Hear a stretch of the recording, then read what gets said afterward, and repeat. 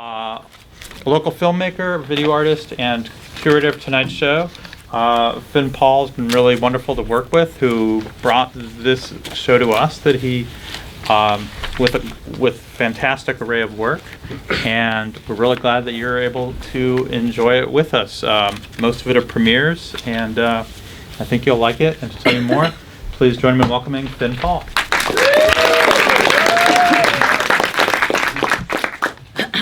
Thanks for coming, everyone. Happy Pride. Yay. Happy Gay Shame. I don't have that much to say, just a little one note. I took some little notes here. So these 8 films in the notes document queer utopic visions. There's one film that is doing something entirely different, and I have a tendency towards romanticism in all of my work and all my curation, and I wanted to disrupt that. So that's going to happen. I also wanted to acknowledge that we are recognize the indigenous stewards of the land that we currently occupy, the Tonga and the Chumash people, and thank Los Angeles Filmforum. There's going to be a Q&A after. We all want to hear what Bernice has to say, so stick around. Okay, enjoy the show. Do you want to introduce yourself and say a little something about your film? For those of, if anyone doesn't know these people. I'm Jordan. I made Mom's Clothes. I'm Matthew. I made the animated video with the lavender dummies. Great. That's succinct enough for you? Yeah. Let's see, what was I thinking about? Quite a few things. Well, Matthew, yours was a little bit different, I would say, than the rest. It was a little pessimistic. Maybe I'm just going to say some thoughts. Yeah, we go can have for it. a little conversation Yeah, about that. Yeah, so I thought it was representational of a pessimism. Maybe, when I was putting it in, I was thinking about how I can put queer culture on a pedestal, and I felt like it was a little bit of a critique of maybe like a monocultural vacuous in your words, and also a critique maybe of a white gay male gaze with looking, and so I just wondering what your commentary on that about that. Those are all completely valid and partially true. Great. I mean, they're all true. Yeah. But lots of things. I was thinking just about everyday violence and just like the things that you can't really represent, things that you can't or should not represent. I had sold my camera, and I was just kind of grasping for abstract things, and I was thinking a lot about puppets, and yeah, I started doing all this research about dummies, and I'm not an animator. It's a way around things for me. I use animation as just kind of like a practical economic tool, and so it was just a means to an end in a lot of ways, and then it just became particularly it just became more and more salient because I started doing all of, like, in this research about the dummies, it's like they're all based when cars first became invented. This is like a very abridged, idiotic history lesson for all of you. They were using cadavers, and which has like its own bag of ethical problems. But then once they started making these kind of plastic surrogates, they're all based on one body, which of course doesn't make a lot of sense for a lot of reasons. And they're just kind of spiraled out from there. But then also thinking about this kind of monoculture, which is this kind of, like, if all science fiction is a metaphor, most science fiction has the protagonist is situated in this kind of monoculture environment where, like, no one basically everyone looks the same, and there we go. then you get this thing called brunt drama. Yeah, I mean, something about each of your films was that for me, I think with all the films, but particularly yours, the two of yours, is that the artist voice was the artist voice was so strong in each of the pieces. Like your personalities were very prevalent. And so I guess Jordan may be talking a little bit about the voiceover for you and the process with that. Yeah, sure. The film, made the film at like a time when I was sad, and I was sort of disinterested in filmmaking as a whole. Like I didn't really want to make a film because I thought festivals were kind of dumb. And then it just sort of like became a film eventually because I made a film before that I was doing a bunch of different things, but there was this very specific technique with fabric and animating that, and so it was more of an exploration around that than anything. And so like how that eventually became like a voiceover thing is because I sort of acquired this like large library of just like animated fabric footage that I was interested in filming, and so thinking about that and how I came to come across like the fabric is that like a lot of the really fun and interesting fabric with nice patterns are typically like gendered for women clothing, and so a lot of the clothing I came across were like from my mom's wardrobe, and so like borrowing them and taking photos and sort of that led on to like thinking a lot about how I relate to people and representation of yourself. Yeah, Something that I was thinking about, which was my own personal experience of the film, was thinking about as a kid is like throwing a sheet over in the fort, and so then I was thinking about queer utopic spaces and these like escapes and creation of spaces. I don't know if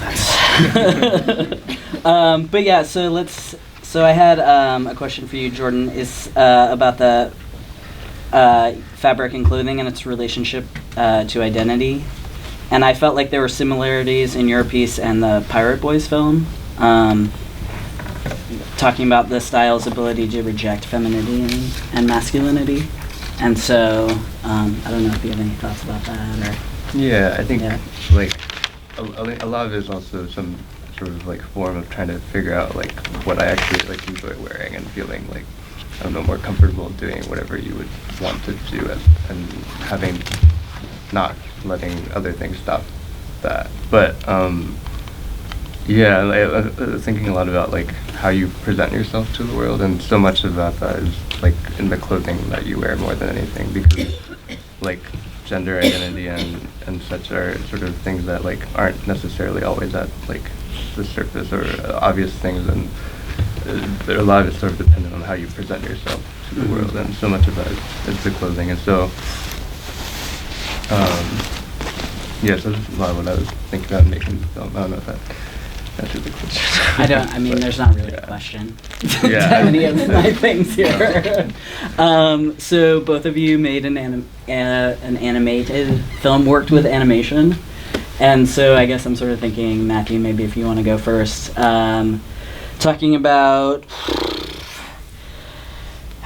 your you don't identify as an animator. As a queer filmmaker, As your a queer relationship filmmaker. to Yeah. animation. To time. Yeah. Where does queer time? I like when I first started making time-based things. Uh-huh. I used animation as a way to not talk to people. I like it's a bedroom practice kind of thing, you know. It's like you move a piece of paper, like a fucking like I don't even know, like maybe quarter of a millimeter at a time. Like, it's not even, like, it's a solitary activity. Anti-community. Exactly, like totally anti-community. And then from there, I started working with people because I have a lot of patience, but I don't have the patience to do it at the same time. But I also like, yeah, I mean, I'm not the right person to be asking this question. I don't know. Like, I don't identify as an animator, but like, I really appreciate, like, artist images. I don't know. Jordan, do you have thoughts about that? I like animation. Yeah, I don't know if I have much to add. These weren't really thoughts that I had when making the film, because the whole process of making it was sort of came out of like some frustration and wanting to put thoughts into the world about this thing I was frustrated about. But I mean, since making it, I thought a lot about like the term queer filmmaker and like what that means like for me and other people, and for the future of like what I would want to make. And a lot of the film, what I enjoy about it are things I don't necessarily enjoy watching it, but like something that I wanted more was seeing work that resonated with me in like a very specific way, and so that now that's this thing that I made for that. But I mean, I'm also thinking about like what was the responsibility of like a filmmaker in the situation of wanting to make something like socially responsible about like a very specific topic, but also wanting to make something that is aesthetically pleasing to watch, and like how do you balance those two things and not veering in one way or the other, and that I'm like realizing now this film was like an attempt at that. And so now I'm thinking a lot about like it's kind of nice to be able to watch like a film and be like, oh, I wonder if like a queer person made that, you know, and like thinking that about in the sense of like when I make any future things too, like, oh, that'd be a nice thing for people to like think about it for the end result of the thing that I made. But a lot of it's figuring out how to do that right now. So. This is my last thought, and then we can open it up to questions. But I was thinking about both of you talking about working in this solitary practice, and I think for a lot of people, filmmaking can be really therapeutic. But I think specifically queer people can use filmmaking as a therapeutic tool. And I think maybe yours was sort of a pessimistic commentary on queer culture, and then I think your or maybe like gay cis culture. Yeah. Sorry. No, and so I just I'm sort holding of out hope. I'm holding out hope. Yeah. Like your thoughts as a queer artist and your films as a part of a therapeutic practice. Any thoughts about that? Or you can decline for the broader.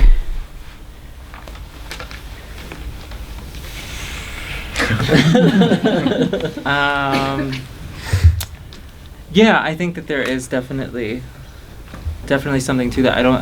And I think that goes like beyond sexuality or gender, probably. That there is something therapeutic or about making art. There is soul searching to that. I don't think that. Yeah, I mean, who gets in this racket for the money? Right. And it's really about finding something, or like getting at something, or talking around something, like the poetics of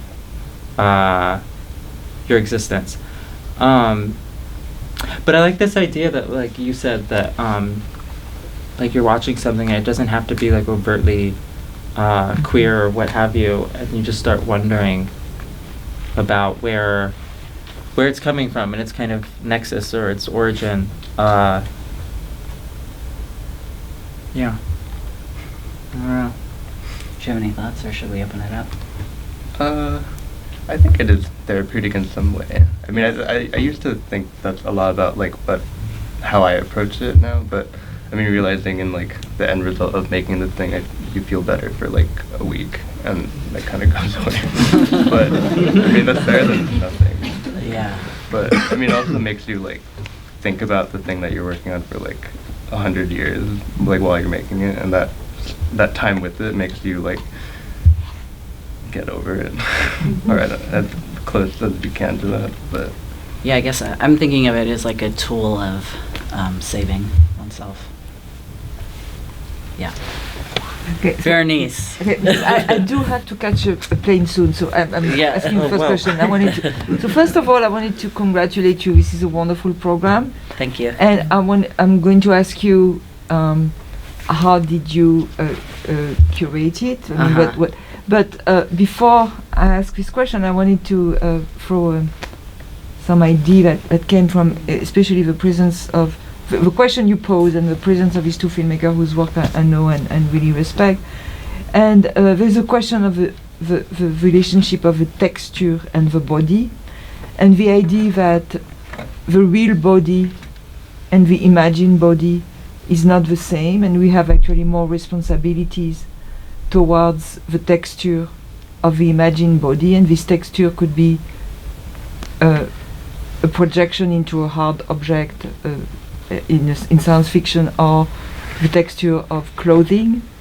The same way that for queer families are more reconstructed imaginary families that go above and beyond the biological family, and we have more responsibilities towards these families that we create. And then there's a question of witnessing, because the last films were more about the direct experience, though mediated by the question of texture. But the first movies were really about witnessing, and they were quite remarkable from that point of view. So how did you merge these ideas, and how did you come up with the program? It's a real question. What? It's a real question. No, yeah. Yeah, I mean, so I saw Unconfessions and Printed Sunset and Pirate Boys. And it got me thinking about heaven and utopia and this ephemeral. It was 3 films made recently, like in 2018, that were doing the same kind of thing. And so then I started thinking about our creation of sublime and heavens in visual representation, and then and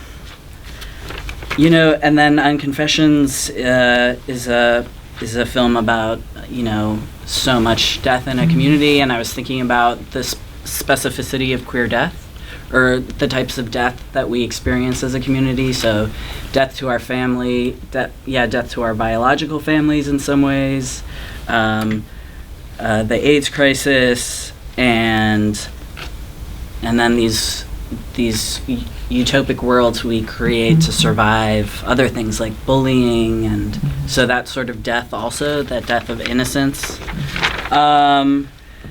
And then also I was thinking about leaving, so that escape for freedom. Leaving home, and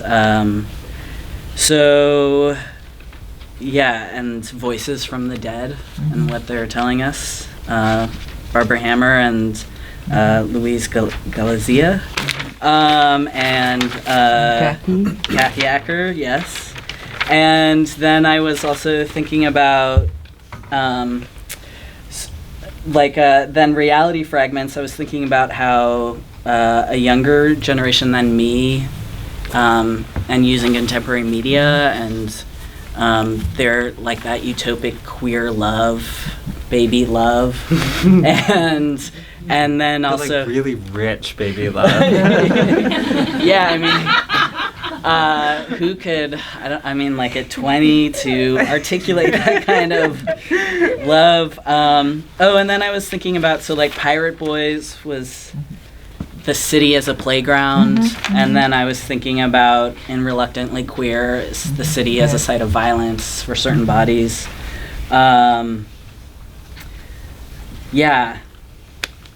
Well, what is said, what Kathy Acker says is that basically the city is a projection of our minds. And so in Reluctantly Queer, what is at stake is on the one hand the middle passage. So living as a black man in America is no fun. And then what is not being said is that in Ghana, homosexuality is prosecuted. Yeah. And so there's no place to be except that you can fantasize both places as home. I mean, and Yeah. it rejoins the Kathy Acker projection about the city, I think. Right? Yeah. Does that answer your question? Yeah. Great. Yeah. No, I mean, this is I had a really fun time putting this together. I just also thought there were these really beautiful films that I wanted to bring to LA, and I didn't know if they were going to get screened in any other way. And yeah. Can you speak briefly just the context of the Barbara Haber and Deborah Stratman film? Since we're having the premiere of that. Yeah. Deborah Stratman is in Chicago. I mean, I think that it was a film that Barbara Hammer, I mean, I think the film in some ways, I'm not quite sure what I can add, is Barbara Hammer abandoned that project. They talked about it before she passed away, which was recent. I mean, just the first time I watched it and hearing her voice and that description of getting in her BMW and the girlfriend and just like, I was just really moved by hearing her, presence and what is left behind. Yeah. I mean, my understanding also is, and Mark, you would know more probably, is that, I mean, Barbara basically has asked several people to complete films for her really? after her departure. And so we have more of those to look forward to, hopefully, soon. And then well. she talked with the artists about them. Yeah, Mark, do you have any more to add to that? Or it was an almost complete film called Guatemala Weave in 1975 that she, as she said, decided not to print. But she was still sort of drawn to it, and so she had 4 or 5 unfinished projects that she got funding from the Wexner Center to complete, but wasn't well enough to complete them. And then got this idea to talk with 4 or 5 filmmakers that she really loved and respected. And she didn't know Deborah very well, but she loved Deborah's work. And so she had this idea of like who would go with which project. So she sort of directed all of these things in a way, in addition to having produced the original material. Do you know who are And the Deborah's other was people? the first one finished. Do you know who are the other people that? Lynn Sachs has done one, and Mark Street, and there are a couple, and the other filmmaker I forget actually. Yeah, but they're meant to show this fall at the Wexner, I think. And the text was Maya Deren from her Africa travels, I'm assuming? Just when she Haiti. toured. Haiti. Haiti. fun. Yeah. And this one of the key element of the score is the most well-known score for Meshes of the Afternoon Yeah. by Teiji Ito. More questions or comments from anybody, please? Wowed everybody. I have a theory. I'm going to throw out a thesis statement that I hope you all can tell me how I'm wrong. But We can't wait. This came to me the first time when the Outfest Platinum hosted Barbara for an award several years ago at Red Cat, and only about 15 people came to the show, which is, as usual, a fantastic event because Barbara Hammer is one of the great human beings to experience. But what had struck me at that time, and I still am curious about, is where experimental film, unconventional film, non-commercial film was a key form of expression and community making for LGBT communities, and this goes back decades. I think that's not. I question whether that is still the case. And some elements in this in Los Angeles history, for example, is up through the mid-70s. Literally every programmer of experimental film in LA was a woman or gay, whether it be William Chatterton or Ronald Haver or Doug Edwards. But by the time we've reached a point where representation was, of course, so inadequate in any mainstream media through all these decades. But now that there's perhaps some that is in mainstream media, that the locus of, unconventional situations such as this is no longer needed and is no longer as vital for the community building of LGBT audiences and media makers. And I wanted to see about your thoughts on that point. Well, we're here. And we are. We're watching these films. I think, it's totally changed. It's a different landscape. I think that a lot of queer people turn to experimental film probably because they couldn't get any funding. They couldn't get anyone to teach them. Nobody would show their work anyway, so they had a lot of freedom. I think that the landscape has totally changed, and I think probably a lot of people don't feel the value in these in this work in the same way. I'm into precious things. I felt like all of these were, maybe there's a preciousness that is not in the same way that it used to be, or it looks really different. I don't know, I guess I'm just like, it's moved in a different direction, and that's totally great, and that's fine. And we'll see what happens, and it's still, I don't know, I feel still positive about it. When we see a show with as many great films as this, of course, Right. It's hard not to feel positive about it. Yeah. Any additional thoughts from either of you? I'll stand by the statement about solitary earlier. I do think that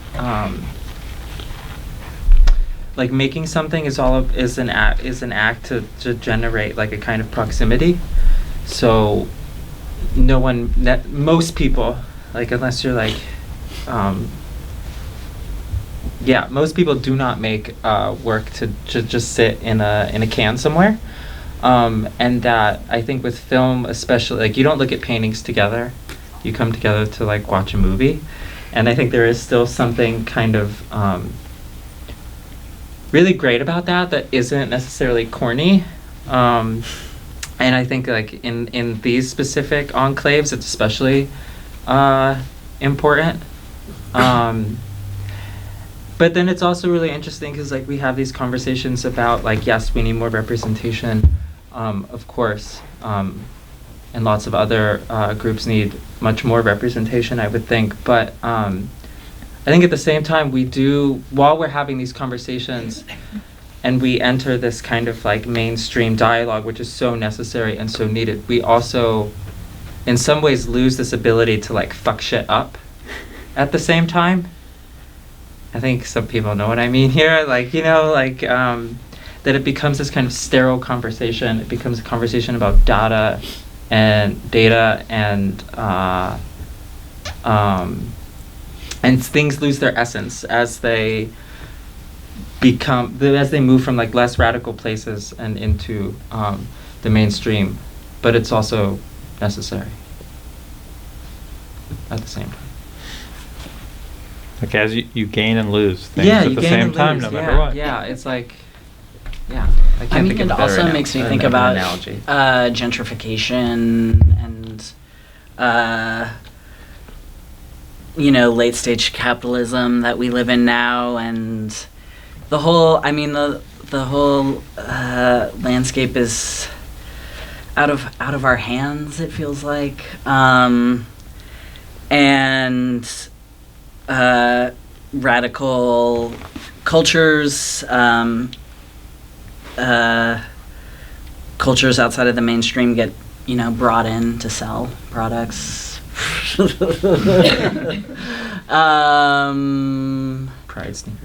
Pride sneakers, yeah. So Such a thing. yeah, I mean, Edible pride. yeah, the landscape is totally different, and we'll see what happens. Cool. Additional thoughts or questions from anybody? Or is it time to... Sunday night. Sunday night? It's time to go out and have a party. Anyway, thanks again. Well, I want to thank all of you. Thank Thank you. you all very much for making the show possible.